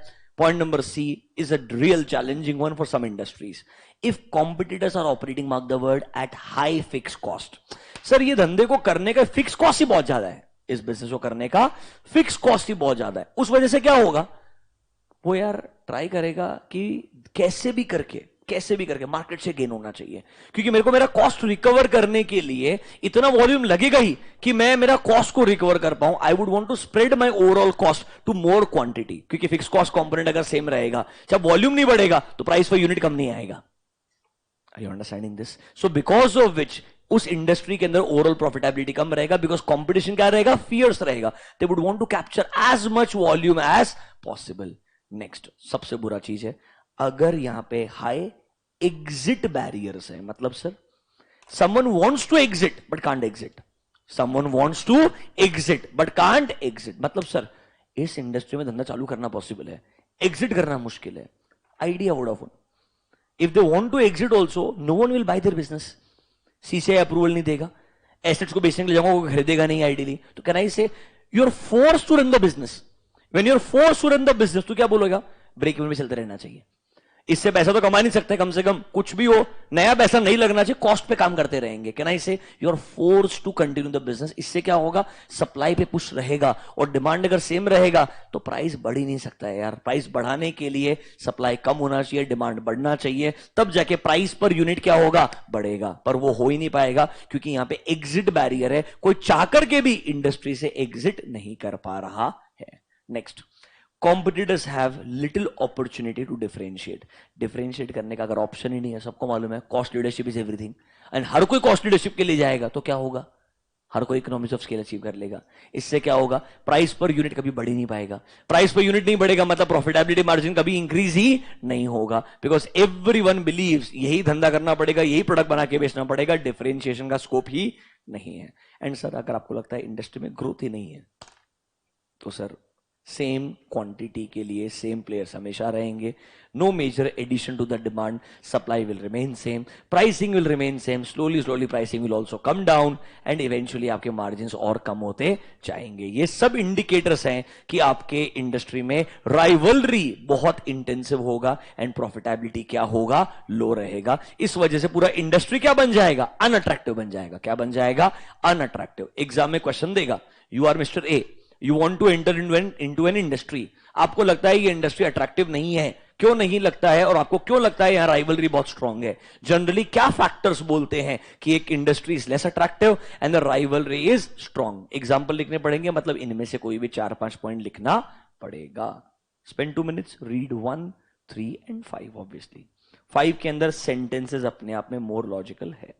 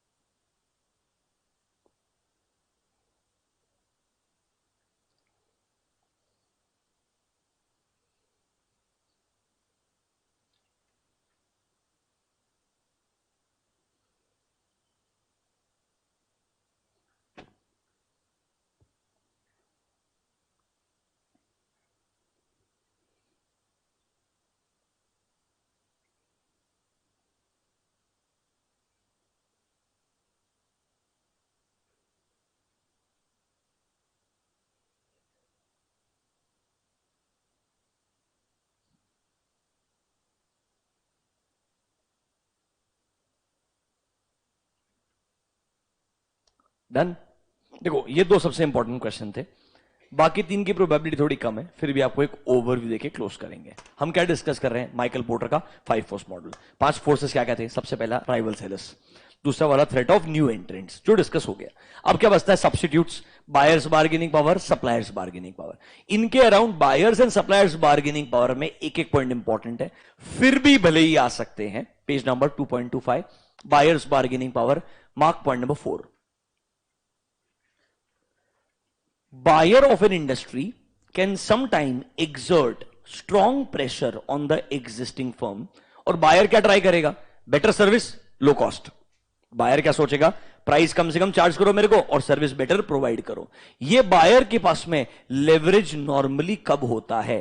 पॉइंट नंबर 4 बोलता है बायर का जनरली बार्गेनिंग पावर कब आएगा? बायर क्या चाहेगा? बेटर सर्विस मिलना चाहिए और कॉस्ट भी कम लगना चाहिए। ऑब्वियसली जब आपको लगता है बायर जो है बड़े क्वांटिटी वाले बायर हैं, मतलब they want to buy in big quantity, very few buyers are there, मतलब हो सकता है उस पूरी इंडस्ट्री के लिए जो बायर्स है, it's a B2B business, buyers जो है वो बहुत लिमिटेड है, बड़ी क्वांटिटी में खरीदने वाले हैं and they are very well aware कि भाई हम क्या खरीद रहे हैं, उसका एक्चुअली में कॉस्ट क्या है। If they know it really well, उनका बार्गेनिंग पावर बढ़ जाएगा। कब बढ़ जाएगा sir? When buyers have a full knowledge of the product and they also know your substitutes.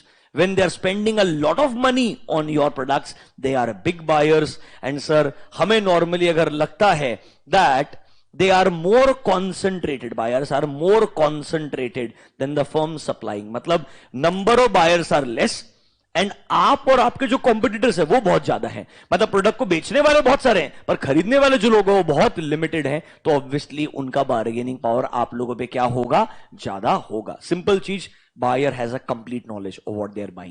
Buyer knows the substitute. Buyer is buying in really bulk quantity. Buyer के जो numbers है वो लोग बहुत कम है, सब जो sellers है, आप लोग जो product manufacturers है वो बहुत ज्यादा है, तो उनका bargaining power आप पे definitely क्या होगा? ज्यादा होगा। इस point number 4 clear to you. Spend 2 minutes सिर्फ point number 4 को पढ़ना, बाकी दिमाग मत लगाना।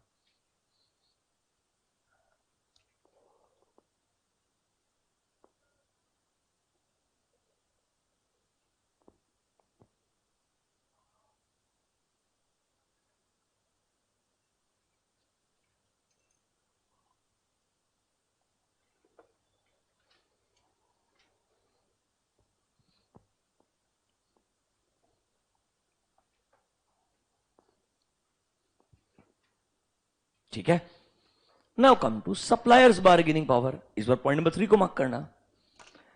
सिंपल है, सप्लायर का आपके ऊपर बार्गेनिंग कब ज्यादा होगा? जब सप्लायर को लगता है जो प्रोडक्ट वो आपको सप्लाई कर रहा है वो इतना नीश है कि इतना इजीली कहीं आपको मिलेगा ही नहीं. जो क्वांटिटी वो आपको ऑफर कर रहा है, जो क्वालिटी वो ऑफर कर रहा है, वो शायद आपको आसानी से मिलने वाला नहीं है. तो कहना इसे उसका बार्गेनिंग पावर आपके ऊपर क्या हो जाएगा? बढ़ जाएगा. प्लस दूसरा चीज, कितने सप्लायर्स ऑप्शन है. अगर पता है आपकी कंट्री में टोटल सप्लायर के ऑप्शन ही 2 है, उसमें से एक आपका कॉम्पिटिटर का सप्लायर है, एक आपका सप्लायर है, तो दोनों के सप्लायर को मालूम है कि आप दोनों के पास कोई ऑप्शन नहीं है. Are you understanding this? So how concentrated, मतलब how few are suppliers in comparison to the companies, उसका भी इंपैक्ट आपके सप्लायर के बार्गेनिंग पावर पे आएगा. देखो, are their products crucial to the buyer? क्या कोई सब्स्टिट्यूट अवेलेबल ही नहीं है सप्लायर के प्रोडक्ट का? सर, क्या कोई स्विचिंग कॉस्ट बहुत ज्यादा है कि भाई आपका प्रिंटिंग मशीन एक पेपर के लिए बराबर है, वो पेपर यूज नहीं किया तो प्रिंटिंग मशीन काम में नहीं आएगा, दूसरे पेपर के लिए प्रिंटिंग मशीन बदलना पड़ेगा, तो आपको मालूम है इसको पेपर मेरे से खरीदना पड़ेगा. इसका तो ऑप्शन ही नहीं है. तीसरा चीज, दे आर मोर कॉन्सेंट्रेटेड, मतलब सप्लायर का नंबर कम है एंड आप लोग बायर्स जो है वो बहुत ज्यादा है, मतलब there are less suppliers and more buyers. तो उस केस में आपके सप्लायर का बार्गेनिंग पावर आप पे बढ़ जाएगा. Are you understanding these 5 forces? पहला वाला था थ्रेट ऑफ न्यू एंट्रेंट्स, दूसरा था राइवल सेलर्स, तीसरा था बायर्स बार्गेनिंग पावर एंड चौथा है suppliers bargaining power. The last one is called as substitutes. आइए page number 2.28, threat of substitutes. इसमें मेरे को प्रोबेबिलिटी बहुत कम लगती है, बहुत आसान सा चीज है. 2-3 पॉइंट पढ़ के क्लोज करेंगे. Number 1, substitutes are, mark the word latent. Latent मतलब hidden. They are your hidden competitors. In many cases they grow to become a major constituent of the competition. कभी कभी सब्स्टिट्यूट का क्वांटिटी मार्केट से इतना बढ़ते जाएगा कि धीरे धीरे वो सब्स्टिट्यूट ही जो है आपके लिए क्या बन जाएगा? एक बहुत बड़ा कॉम्पिटिटर बन जाएगा. जस्ट इमेजिन नो यार, OTT platform for cinema halls. Before covid there was no competition. OTT platform का ग्रोथ आया ही नहीं था. They were in a very can say introductory phase in our country. But can I say suddenly उसके बाद में जब लोग घर पे बैठे रहे, बाहर निकल ही नहीं पाए, suddenly people forgot that there are cinema halls also. And now when you go there also, still वो फ्रीक्वेंसी उतना नहीं बढ़ पाया है जितना कोविड के पहले था. So sometimes slowly substitutes because of an event, maybe because of a change in trend, धीरे धीरे वो आपके लिए एक स्ट्रॉन्ग कंपटीशन ही बन जाएगा पूरा का पूरा, और वो हो सकता है आपको सब्स्टिट्यूट बना दे एक पॉइंट के बाद में. तो पॉइंट नंबर 2 बराबर है, in many cases they may grow to become a major constituent of competition. Substitutes जो लोग प्राइस एडवांटेज ऑफर करते हैं, इंप्रूव्ड प्रोडक्ट प्रोवाइड करते हैं कस्टमर को, they can drastically alter the competitive character of industry. 1 and 2 को mark कर लीजिएगा. नंबर 2 में बोलता है ऐसे सब्स्टिट्यूट्स जो शायद कम प्राइस में अवेलेबल हैं, बेटर फीचर्स या बेटर सर्विस प्रोवाइड करते हैं कस्टमर को, वो लोग आपके पूरे इंडस्ट्री को ड्रास्टिकली बदल देंगे. आज इमेजिन कीजिए ना यार, listing your business on Google is more important than listing your business on Just Dial. Because Just Dial was very important 10 years back. Today Google is more important. Are you understanding that? कभी कभी technological changes पूरे एक industry को खत्म कर सकता है. Understand this. Don't you think the same risk is there after 5 years? People will not go to Practo. Why would I go to Practo? Practo is for doctors. I'll find everything on Google. I have already started finding out. But Google is still not working on improving everything around it. But slowly, if the ecosystem of Google improves to such a level that आपको Practo, Zomato या फिर कोई भी एक specific player की जरूरत ना पड़े, ये सेम चीज को गूगल पे अगर मिलना शुरू हो जाए directly, and they give the power to the business through technology to sell their products easily without charging commission. Are you understanding this? It's possible after 5-10 years on the line. Don't think it's impossible. Just Dial thought it's impossible 10 years back. Are you understanding what I'm trying to say? Or maybe your social media, Instagram is already trying this. Your Insta shop, they have an option of putting your products and you can buy the product directly from Instagram. It's connected to your payment gateways. Yes, it's in a testing phase in India. Not a lot of companies are allowed to use it, but it's already being used in US now, where they'll allow you to sell a product. It's basically you have a shop option on Instagram page itself directly. So why do I need to go to the website? The Instagram page itself can sell the product. You understanding? अब मेरे पास अगर ज्यादा engagement social media पे है, मैं वहीं पे अगर सेल्स कन्वर्जन का ऑप्शन भी डाल दूंगा तो सेल्स के लिए अलग प्लेटफॉर्म का जरूरत ही नहीं बचेगा. The front end will become your social media. Are you understanding? So that's how technology changes the way businesses are being done. Does not matter. Threat of substitutes is obviously there. ये एक important factor है जो आपको consider करना चाहिए. Is 1 and 2 clear to you? सिर्फ उसके साथ में अगर थर्ड पॉइंट लिखना हो तो नंबर 6 लिखना. To predict profit pressure from substitutes, firm को ढूंढने चाहिए ऐसे क्या प्रोडक्ट्स हैं जो ऑलमोस्ट सेम तरीके से परफॉर्म करते हैं या सिमिलर फंक्शन है जैसे उनके एग्जिस्टिंग प्रोडक्ट का है. मतलब कभी कभी लोगों को खुद अपने सब्स्टिट्यूट्स नहीं पता होते हैं, इसलिए पहले अपने प्रोडक्ट अपने सर्विस के सब्स्टिट्यूट्स को ढूंढिए. उनका एग्जांपल बहुत बुरा है ऑब्वियसली. एग्जांपल पढ़ना चाहोगे उनका? पढ़ो ना example. Real estate, insurance, government bonds, bank deposits are substitutes for common stock. मतलब इक्विटी. एक जमाने में इक्विटी को कॉमन स्टॉक बोलते थे. that time is gone now. अब हम common stock word use. Common stock मतलब it's basically commonly available stock of a company. It's equity. देखो दुनिया इतना बदल गया कि लोग भूल भी गए वर्ड, बट एग्जाम्पल उतना पुराना है. Are they substitutes? Maybe. Let's not get into argument. It's subjective. The world is open. People may think differently. Do you understand substitutes? That's it. 5 force खत्म हो गए. 5 फोर्स खत्म हो गए. पर आपको एग्जाम में क्या पता होना चाहिए? शांति से सुनिए. पहला क्वेश्चन जो ढंग से बोलता हूं, रिकैप कीजिएगा, मार्क कीजिएगा. सबसे पहले आइए थ्रेट ऑफ न्यू एंट्रेंट्स. उसमें मेरे से क्या पूछ सकता है? बैरियर्स टू एंट्री क्या होते हैं. अगली बार जब 5 फोर्स पढ़ने के लिए जाओगे, 5 फोर्स पढ़ना ही मत, सीधा इधर आना directly. Threat of new entrants सीधा पढ़ना. Point number 6. ऑब्वियसली इंट्रोडक्शन के लिए 1 पढ़ोगे, 5 पढ़ोगे, वो ठीक है. दिमाग किधर लगाओगे? 6 पे. बैरियर्स टू एंट्री के एग्जाम्पल क्या क्या है? Is that clear to you? दूसरा, नेचर ऑफ राइवलरी पे आओगे. सीधा किधर आओगे? Nature of rivalry. उसके अंदर सीधा पॉइंट नंबर 5 के ऊपर, कब कब इंटेंसिव होता है राइवलरी एक इंडस्ट्री में एंड इंडस्ट्री कम अट्रैक्टिव बन जाता है. उसके एग्जांपल्स क्या क्या है, क्या क्या सिचुएशन में ऐसा होगा.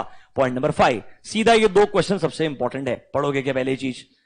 फिर आओगे माइकल पोर्टर के 5 फोर्स मॉडल में 5 फोर्सेस क्या क्या थे? ABCDE. कुछ याद नहीं रहे? Competitive pressure associated with rival sellers, associated with new entrants, associated with substitutes, associated with buyers bargaining power and suppliers bargaining power. इतना लिख पाओगे? हाँ या ना?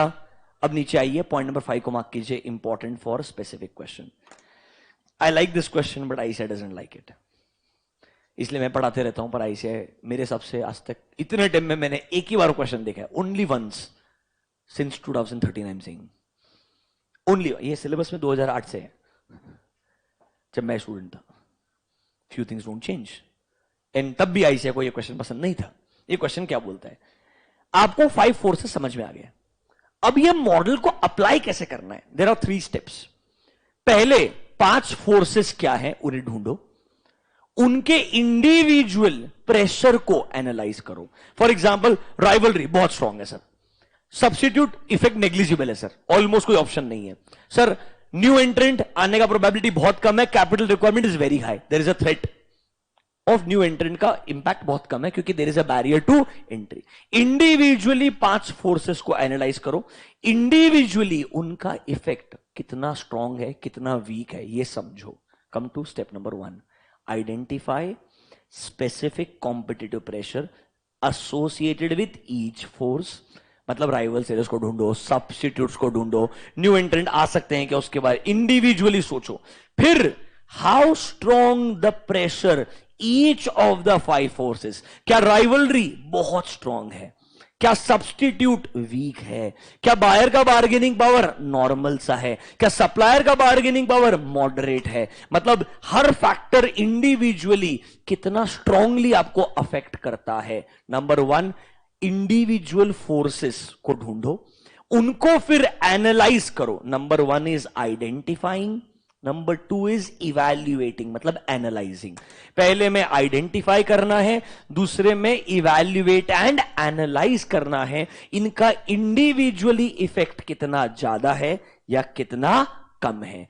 तीसरा स्टेप सबसे इंपॉर्टेंट, इंडिविजुअली मॉडरेट है वीक है, सबके सब कलेक्टिवली क्या अभी भी ऐसा इंपैक्ट क्रिएट कर रहे हैं क्या कि आप बिजनेस को प्रॉफिटेबल तरीके से रन कर सकते हो? If I believe the collective effect is still conducive enough, मतलब it is enough that you can still run the business profitably, तो मैं सर बिजनेस कंटिन्यू करेगा। बट कलेक्टिव इफेक्ट बहुत नेगेटिव अगर हो जाएगा कि प्रॉफिटेबल बिजनेस करना मुश्किल हो जाएगा, तो मैं इस बिजनेस से क्या करना चाहेगा?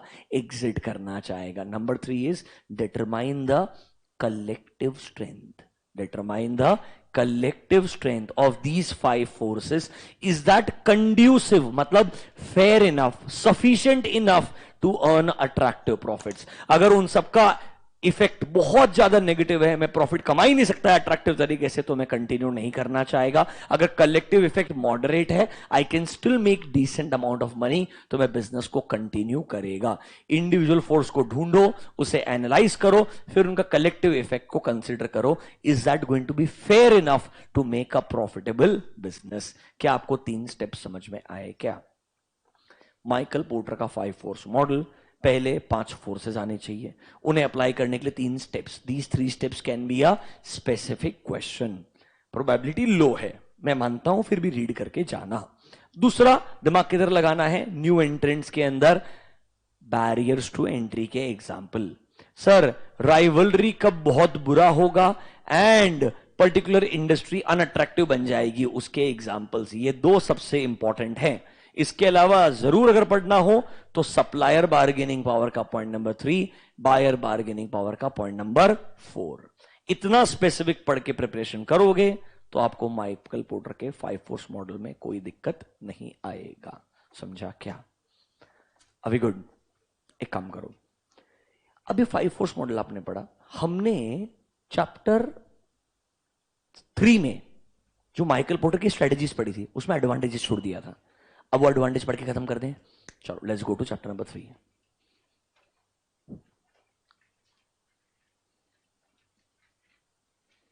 थोड़ा दिमाग लगाना पड़ेगा, 2 ही एरियाज है, cost leadership and differentiation. Author ने भी उधर ही दिमाग लगाया।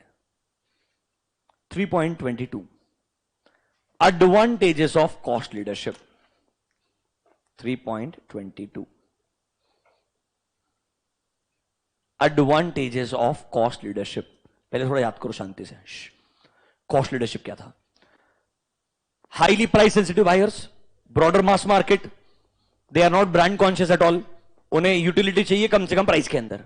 स्ट्रेटेजी कौन सा है? Cost leadership. बराबर है। अब बात करेगा कॉस्ट लीडरशिप के एडवांटेजेस क्या है। यह सोचना है कीपिंग इन माइंड 5 फोर्सेस। यह सोचना है कीपिंग इन माइंड 5 फोर्सेस। पहले तो हेडिंग चेक करो, 5 हेडिंग मैच होते हैं क्या? Rivalry, buyer is buyer's bargaining power, supplier is supplier's bargaining power, threat of new entrant, substitutes। बराबर है कि नहीं है? अब तुम सोचना, you are a cost leader, think you are a cost leader। मैं cost leader हूं, मेरे लिए 5 फोर्सेस इंपॉर्टेंट है कंपटीशन में। हर एक फोर्स के बारे में सोचो, कॉस्ट लीडरशिप मुझे कैसे हेल्प करेगा?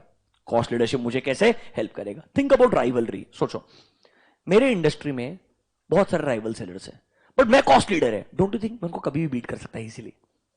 अरे कॉस्ट लीडर में क्यों है?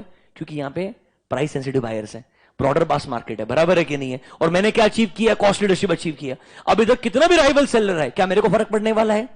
Read number A, competitors are going to avoid a price war, क्योंकि आप ऑलरेडी क्या है? लो कॉस्ट फर्म है। अरे आपका मैन्युफैक्चरिंग कॉस्ट बहुत कम है, यू आर अ, सोचना, you are a cost leader. ये सेंटेंस समझने के लिए थॉट प्रोसेस चाहिए।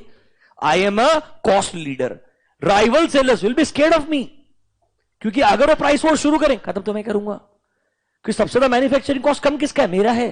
तो कहना इसे मैं कभी भी प्राइस कम करके अपने मार्जिन को थोड़े टाइम के लिए कम कर सकता हूं, यस और नो? तो rivals will avoid a price war since the low cost firm will continue to earn profits even after they try to reduce the cost. Price भले कम करेंगे पर मेरा मैन्युफैक्चरिंग कॉस्ट बहुत कम है। अज्यूम करो सिचुएशन, सबका मैन्युफैक्चरिंग कॉस्ट 100 रुपए एवरेज, तुम्हारा मैन्युफैक्चरिंग कॉस्ट 80 है। आज मार्केट में सेलिंग प्राइस 120 पे है, you are making 40 rupees, they are making 20। अब अगर वो प्राइस को कम करके 120 से 100 पे भी लाए, they will make 0, you will still make 20। तो कह रहा है इसे राइवलरी तुम्हें इंपैक्ट ही नहीं करेगा, प्राइस वॉर शुरू ही नहीं होगा if you are a cost leader. Is point number 1 clear to you. Is point number 1 clear to you? दूसरा वाला आ जाओ, बायर्स बार्गेनिंग पावर। सुनिए, अब सोचिए, आपके बायर्स क्वांटिटी कम रहेगी, बड़े बायर्स रहेंगे, उनका bargaining power, and you are a cost leader. Just imagine, buyer आपसे बार्गेन करने आ रहा है और आप कौन है? Cost leader. देखिए, पावरफुल बायर और customer will not be able to exploit whom sir? Cost leader. क्यों एक्सप्लॉइट नहीं कर पाएंगे? वो तेरे से बार्गेनिंग करेंगे, पर तेरा मैन्युफैक्चरिंग कॉस्ट ऑलरेडी 80 है। अरे वो बार्गेनिंग करके 120 से 110 पे आएगा, तब भी जो एवरेज प्रॉफिटेबिलिटी है उससे ज्यादा तो तेरा प्रॉफिटेबिलिटी रहने ही वाला है ना यार। प्लस उन्हें पता है तू अगर कॉस्ट लीडर है, मतलब you are working at economies of scale, तेरे पास वॉल्यूम ऑलरेडी बहुत ज्यादा है, वो ज्यादा देर से बार्गेनिंग कर भी नहीं पाए। तुम गूगल से बार्गेनिंग करते हो क्या? बताओ एक बात। उसको बोलते क्या? नहीं, मैं गूगल ड्राइव के लिए 4,500 नहीं देगा, 4,200 देगा। अरे बार्गेन करने के लिए इंसान तो होना चाहिए पहले उधर। पर मिल भी गया तब भी तू नहीं कर सकता ना, क्योंकि सामने वाला इकोनॉमी ऑफ स्केल पे काम कर रहा है। So someone who is already a cost leader, उससे आपका बार्गेनिंग ऑलमोस्ट बहुत मुश्किल हो जाएगा। आपको क्या सोचना है? आई am a cost leader. Now think about 5 forces. Rivalry, they can't start a price war. They will be scared. Number 2, buyer, वो अपना bargaining power मेरे पे ज्यादा लगा ही नहीं पाएगा. Third, सोचो supplier के bargaining power के बारे में. सुनिए, तुम्हारा मैन्युफैक्चरिंग कॉस्ट कितना है? 80 है. सप्लायर का बार्गेनिंग पावर बढ़ भी गया, उसने क्या कर दिया? तुम्हारा रॉ मटेरियल कॉस्ट बढ़ा दिया. तुम्हारा क्या होगा? कॉस्ट 80 से 85 चले जाएगा. पर एक बात समझो, तुम्हारा कॉस्ट अगर बढ़ा है, कॉम्पिटिटर का भी तो कॉस्ट बढ़ेगा, पर तुम्हारे पास तो ऑलरेडी मार्जिन सबसे ज्यादा था. तो कल को सप्लायर ने कॉस्ट बढ़ा भी दिया तो भी मैं अब्सॉर्ब कर लूंगा. तो अभी मैं क्या कर लूंगा? अब्सॉर्ब कर लूंगा. प्लस दूसरा चीज जो यहां लिखा हुआ नहीं है, तू अगर कॉस्ट लीडर है तो तू वॉल्यूम पे काम कर रहा है. सप्लायर भी तेरे से डरेगा, क्योंकि सप्लायर के लिए तू बायर है and you are a big buyer. तो supplier will not be able to apply a bargaining power too much on you. Cost leaders will be able to absorb greater price. अगर price बढ़ा भी देगा कौन? Supplier. और वो चाहेगा तो शायद ये प्राइस कस्टमर के लिए बढ़ाए या ना बढ़ाए, और उसके पास मार्जिन ऑलरेडी क्या होगा? सबसे ज्यादा होगा in comparison to the industry. आपको थोड़ा समझना पड़ेगा, ये पॉइंट्स इतने आसान नहीं है, अप्लाई करना पड़ेगा. I am a cost leader and there are 5 forces. Rivalry, price war, they will not want to start. Buyers bargaining power will not work too much because I am already the biggest supply, I am the biggest seller in the industry. Suppliers bargaining power, अगर cost बढ़ भी गया तब भी हम क्या कर लेंगे? अब्सॉर्ब कर लेंगे. हमारे पास मार्जिन ऑलरेडी क्या है? बहुत ज्यादा है. पहले 3 पॉइंट समझे क्या? एक बात बताओ, अगर आप कॉस्ट लीडर हो, मतलब आप इकोनॉमीज ऑफ स्केल पे काम करते हो, can you yourself become a barrier to entry for a new entrant? Entrant के बाजू में पढ़िए, low cost leaders create, mark the word, barrier to entry. क्योंकि वो कंटिन्यूसली कॉस्ट रिड्यूस करते हैं, एफिशिएंसी इंप्रूव करते हैं. तो ऐसे कॉस्ट लीडर खुद क्या बन जाते हैं? Barrier to entry, because they are working at economies of scale. They are working at economies of scale. क्या थोड़ा सोच पा रहे हो क्या डायरेक्शन में? Number 5 is substitutes. अगर सब्सटीट्यूट इफेक्टिव हो भी जाए तो भी लो कॉस्ट प्रोवाइडर, जो लो कॉस्ट आपका मैन्युफैक्चरर है, वो कस्टमर को कन्विंस कर लेगा. सब्सटीट्यूट है, मेरा प्रोडक्ट 100 का था, सब्सटीट्यूट 80 पे है, अब मैं तुझे सेम कोर प्रोडक्ट 80 पे अगर प्रोवाइड कर दूं तो क्या ना इसे वापस से तुम you will come back to the core product. क्या ना इसे मैं सब्सटीट्यूट के इफेक्ट को भी नेग्लिजिबल कर सकता हूं. Low cost leaders are more likely to lower cost to induce, मतलब convince customers to stay with their core product. And धीरे धीरे वो खुद जब उन्हें लगेगा इंपॉर्टेंट है, सब्स्टिट्यूट्स को डेवलप कर लेंगे. पहले आपको कन्विंस करेंगे कि आपने सब्स्टिट्यूट क्यों नहीं बाय करना चाहिए, और जब उन्हें लगेगा सब्स्टिट्यूट्स एसेंशियल बन जाएंगे, वो खुद बनाना शुरू कर देंगे. आज ही न्यूज आ गया, मारुति फ्रॉन्क्स खुद का हाइब्रिड गाड़ी बनाएगा, आपको 35 का एवरेज देगा. मारुति ये काम 5 साल पहले भी कर सकता था, क्यों नहीं किया? जब नॉर्मली इज्जत से स्टैंडर्ड आसानी से गाड़ी बनाओ, बिक रही है और पैसा मिल रहा है, तो क्यों माथा फोड़ी करूं? जब हाइब्रिड लोग मांगना शुरू कर देंगे, परेशान करना शुरू कर देंगे, तब बनाने के लिए जाऊंगा ना. Are you understanding this? Business हमेशा ऐसे ही वर्क करता है, जब तक लोग डिफरेंशिएशन के लिए रिक्वेस्ट नहीं करते हैं, कॉस्ट लीडर कभी डिफरेंशिएट करना ही नहीं चाहेगा. आज का न्यूज़ है ये, in house hybrid engine build करेगा विद देयर ओन बैटरी. उन्होंने क्या किया अभी? टोयोटा और मारुति का कोलैबोरेशन मालूम रहेगा आपको. वो टोयोटा का हाई राइडर आया ना, वही तो अपना मारुति का एक प्रोडक्ट है, उसके अंदर भी I forgot the name, grand Vitara. Yes, तो बेसिकली हाइब्रिड वर्जन आएगा नहीं है, वो हाइब्रिड टेक्नोलॉजी टोयोटा का है. किसका है? टोयोटा का. और मारुति उसके बदले उसको गाड़ी बना के दे रहा है. समझा क्या? अब मारुति थोड़ा इंडिपेंडेंट होना चाहता है, वो बोलेगा टोयोटा से रिलेशनशिप थोड़े टाइम के लिए बढ़िया है, but Toyota is a world leader. Will they continue with us और नॉट? We not sure. पर मारुति इज इंडिया लीडर. वो क्या बोलेगा, एक बार हाइब्रिड टेस्ट करके देखा, लोगों ने अच्छा रिस्पॉन्स दिया, खरीदने वाले हैं, हम खुद ही बना लेंगे, कौन सा बड़ा बात है. अल्टीमेटली इंडिया में बेचना क्या, एवरेज बढ़िया होनी चाहिए. अंडरस्टैंडिंग? तो मतलब मारुति से बेटर कौन जानता है इस चीज को. पर मारुति ये 5 साल पहले भी तो कर सकता था, क्यों नहीं किया? क्योंकि उसके लिए पैसा खर्च क्यों करूं जब लोग आसानी से एग्जिस्टिंग प्रोडक्ट खरीद रहे हैं. जब लोग इस प्रोडक्ट को नहीं खरीदेंगे तब मैं डिफरेंशिएट करने के पीछे जाऊंगा. So can I say I will try to invest sometimes when I believe a substitute can become a problem for me, then I will develop my own substitute product. No. समझा क्या? मतलब ये basically बताना चाहते हैं कैसे cost leader in 5 forces को control कर लेगा. कैसे कॉस्ट लीडर इन 5 फोर्सेस को क्या कर लेगा, कंट्रोल कर लेगा. एडवांटेजेस ढंग से पढ़ना. You are a cost leader, फिर 5 फोर्सेस से कंपीट करके बताना आप अच्छे क्यों हैं. समझा क्या? लास्ट में आ जाओ, आखिरी वाला डिफरेंशिएशन. उसमें भी एडवांटेजेस रहेंगे सेम. आ जाइए पेज नंबर 3.25. ये समझने के लिए दिमाग लगाना पड़ेगा. अब समझ सकते हो आप, रीसेंट 2 दिन में पढ़ाया दोनों चीजें.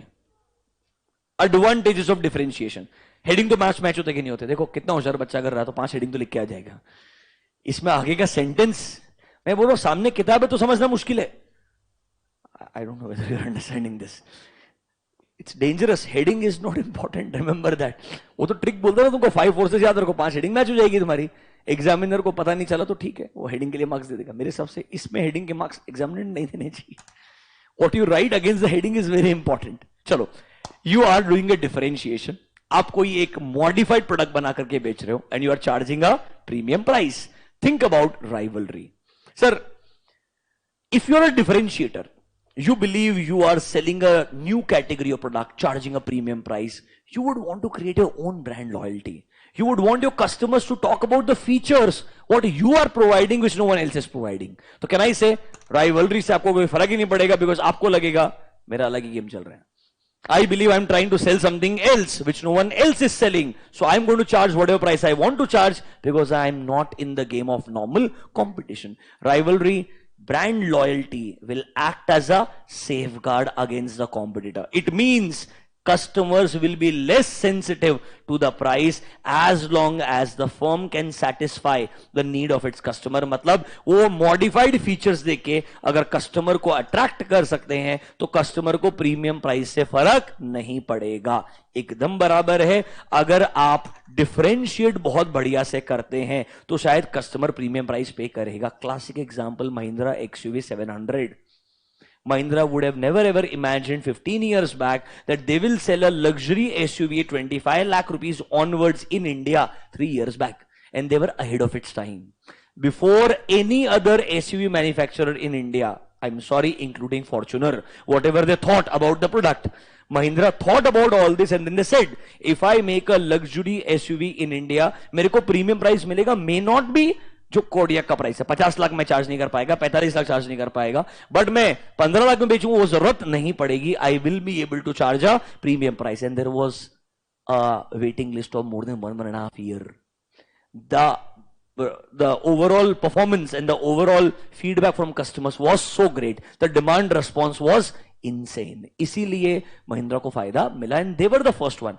It's also sometimes important कि आप कभी-कभी मार्केट को रीड करके थोड़ा फोरकास्ट करने का ट्राई करते हो, क्योंकि मार्केट उस टाइम पे परफेक्टली रेडी था for a premium segment car और Mahindra at the right time came up with the right car. So उनको अच्छा खासा मार्केट शेयर उस टाइम पे कैप्चर होके मिल गया. तो इनका बिजनेस के अंदर ना हर 2-3 साल के अंदर कुछ ना कुछ ट्रेंड में चेंज आते रहता है, उसे परफेक्टली प्रिडिक्ट करके. And they applied a clear differentiation. They believed we need to change the way we sell a product.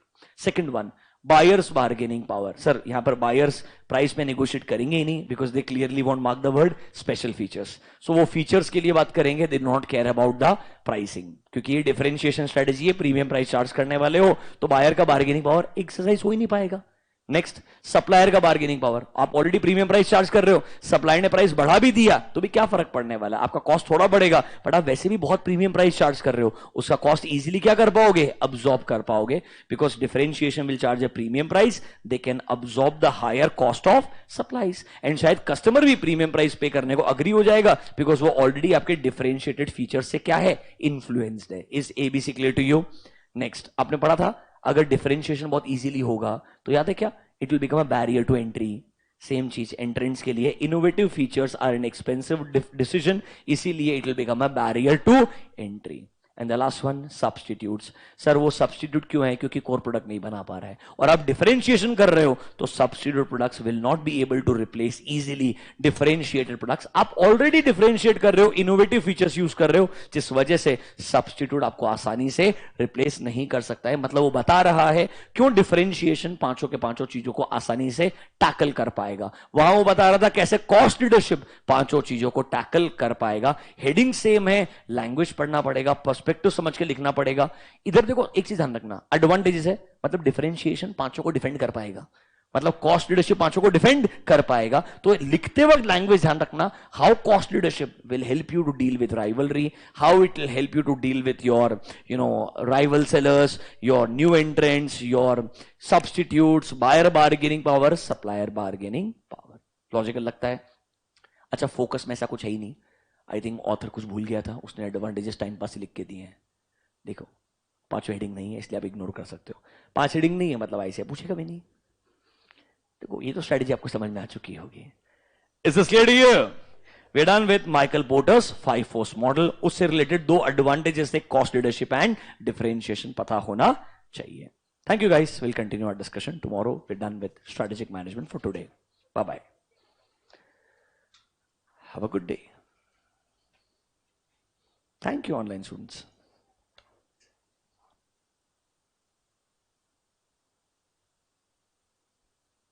Tomorrow's schedule I'll put on Telegram like every morning. ठीक है? कल mostly audit वाला part capture करेंगे, कैसे करेंगे मैं message करता हूं। ठीक है online students, bye bye. Now FM will start.